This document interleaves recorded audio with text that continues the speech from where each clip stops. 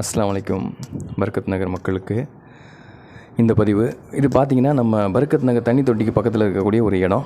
இங்கே வந்து பார்த்திங்கன்னா நம்ம பர்கத்தில் சாக்கடை பிரச்சனை வரும்போது ஏடிஎம்கே பீரியடில் அப்போ கவுன்சிலர் கிடையாது. ஏடிஎம்கே பீரியடில் பார்த்திங்கன்னா ஒரு சம்பு கட்டுறாங்க. நிறைய பிரச்சனைக்கு போராட்டத்துக்கு அப்புறம் அந்த சம்பை கட்டும் போது அதுலேருந்து பம்ப் பண்ணி அதை ஃபில் பண்ண தண்ணியை பம்ப் பண்ணி நேராக எம்ஜி ரோட்டில் விட தான் திட்டம். ஆனால் இப்போ நடைமுறையில் இருக்கா இல்லைன்னு எனக்கு தெரில. ஆனால் இப்போ அந்த தண்ணிலாம் ஓவர்ஃப்ளோ ஆகி திரும்பவும் அன்றைக்கி நம்ம எப்படி வச்சுருந்தோமோ அந்த திட்டத்தை வரத்துக்கு முன்னாடியே எப்படி இருந்துச்சோ அதேமாரியே அந்த இடம் இருக்குது பாருங்கள். இங்கேயும் தண்ணி ஃபுல்லாக சாக்கடை பர்கத்தில் ஒட்டுமொத்த தண்ணியும் ஃபுல்லாக சாக்கடை தண்ணி எங்கே போகுதுன்னா அங்கே இருக்க தனியார் நிலங்கள் 3 பேரோட தனியார் நிலத்தில் தான் போய் சேருது. இது எப்படின்னா பார்த்திங்கன்னா இந்த விஷயம் வந்து 2017 நாங்கள் வந்து தண்ணியில் இறங்கி ஒரு இறைமார்க்க சங்கத்தோடு சேர்ந்த பிள்ளைகள் வந்து ஒரு 20 பேர் இறங்கி சன் டிவிக்கு ஒரு பேட்டி தரோம். அது இந்த ஃப்ளாஷ் நியூஸ் ஆகுது.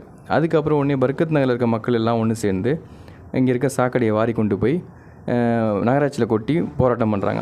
நான் முற்றுகை பண்ண உடனே அதுக்கான தீர்வை கொண்டு வராங்க.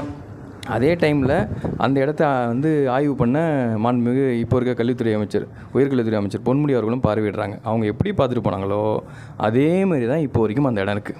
கிட்டத்தட்ட 8 வருஷம் ஆயிடுச்சு. எந்த முன்னேற்றமும் இல்லை. ஆனால் அந்த வீடுகள் ஓரங்கள் இருக்க வீடுகள் இருக்குது பாருங்கள். அதில் பல பேர் வீடுகளை விற்றுட்டு போயிட்டாங்க. ஏன்னா கொசு தொல்லை அதிகமாக இருக்குது, நோய் தொற்று அதிகமாகுதுன்னு சொல்லிட்டு நிறைய பேர் வீடு விற்றுட்டு போயிட்டாங்க.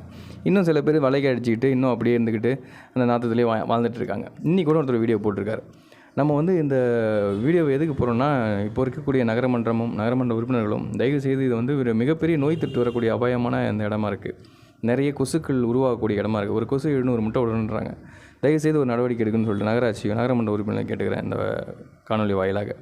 இதை இப்படியே விட்டுனா சரி வரும். அதேமாதிரி சுகாதாரத்துறையில் இருக்கக்கூடிய ரவி அண்ணனும் இதை கொஞ்சம் பார்வையிட்டு இதற்கான நடவடிக்கை எடுக்குமாறு இந்த காணொலி வாயிலாக கேட்டுக்கொள்கிறேன்.